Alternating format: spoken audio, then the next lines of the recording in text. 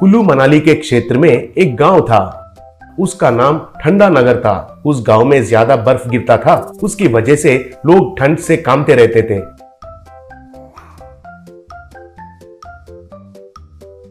पैसा न होने वाले आग जलाते थे और अमीर वाले तो हीटर्स लगाते थे, और वैसे ही बाहर से आने वाले तो मफलर्स स्वेटर्स पहनकर घूमते थे। उस गांव में पप्पू नाम का एक गरीब आदमी रहता था। वो अपने बच्चों के साथ मिलकर एक छोटा सा झोंपड़ी में रहता था। वो लोग इतना गरीब थे कि उनके पास पहनने के लिए स्वेटर्स या मफलर्स भी नहीं रहते थे। झोंपड़ी के ऊपर एक छेद लगकर ऊपर से बर्फ घर के अंदर गिरता था, और वैसे वे सब लोग ठंड से कांपते थे। वे सब लोग मिलकर घर के आगे मिट्टी से मिट्टी के बर्तन, मिट्टी के कूजा ऐसे बनाते थे। फिर उनको ले जाकर एक व्यापारी को बेचते थे, लेकिन वो व्यापारी तो उनको धोखा देकर कम पैसे देता था। वो व्यापारी, क्या रे पप्पू, मटके इतने हल्के से है तो कौन खरीदेगा, इसलिए ज्यादा पैसे में नहीं दूंगा, ये लो, कहकर थोड़े ही पैसा देता था। फिर पप्पू उन कमाए हुए थोड़े पैसों से घर में खाने के लिए कुछ खरीद कर ठंड में कांपते हुए सोते थे। एक दिन अचानक से पप्पू मर गया। उसके वजह से उसका परिवार वाले बहुत दुखी हुए। अब वे तीनों मिलकर मटके बनाकर उस व्यापारी को बेचने लगे, लेकिन वो व्यापारी हमेशा का जैसे कुछ न कुछ कहकर कम पैसे देने लगा।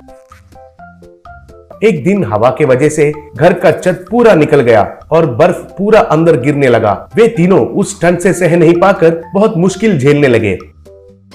एक दिन मटके बेचने के लिए व्यापारी के पास गए। तब वो व्यापारी, और कितने दिन उस घर में रहोगे, उस जगह को खाली करके मुझे बेच दो, कुछ ना कुछ फेंकता हूँ, ऊपर का छत भी निकल गया है ना, वहीं पर रहोगे तो ठंड से मर जाओगे, ध्यान रहे, अगर वो घर मुझे नहीं बेचोगे तो मेरे बारे में पता है ना तुमको, कहकर धमकी दिया।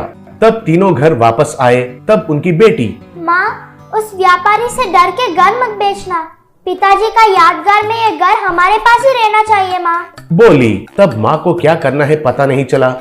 फिर अगले दिन घर के पास वे लोग मटके बना रहे थे। तब एक बूढ़ी औरत आई।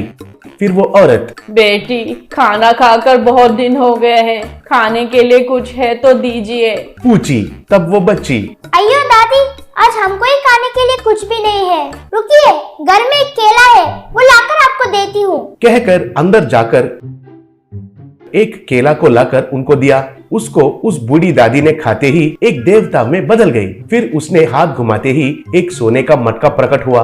तब देवता, बेटी, छोटी होने से भी तुम्हारा अच्छा मन मुझे पसंद आया। ये एक मायावी मटका है, इससे आप लोगों का सब मुश्किलें चला जाएगा, कहकर गायब हो गई। फिर उन्होंने उस मटके को घर में रखते ही उसमें से गर्मी पैदा होकर उनको ठंड से बचाया। उतना ही नहीं, घर का छत भी अपने आप आ गया और उधर बहुत सारा सामान भी प्रकट हुए। उसके बाद मटके से पैसे निकलने लगे।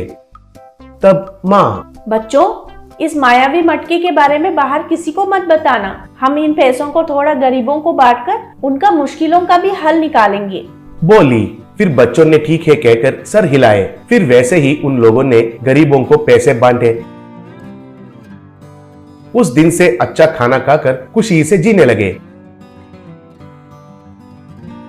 एक दिन उन लोगों को पैसे बांटते हुए देखकर व्यापारी को शक हुआ। तब वो व्यापारी, खाने के लिए भी पैसे नहीं रहते थे उनके पास, अब वे लोग पैसे बांट रहे हैं, ये तो कुछ रहस्य जैसा लग रहा है, अब कैसे, कहकर सोचने लगा। फिर उनके झोंपड़ी की खिड़की में से चुपके से देखा। तब वे लोग उस मायावी मटके से पैसे प्रकट करते हुए दिखाई दिए।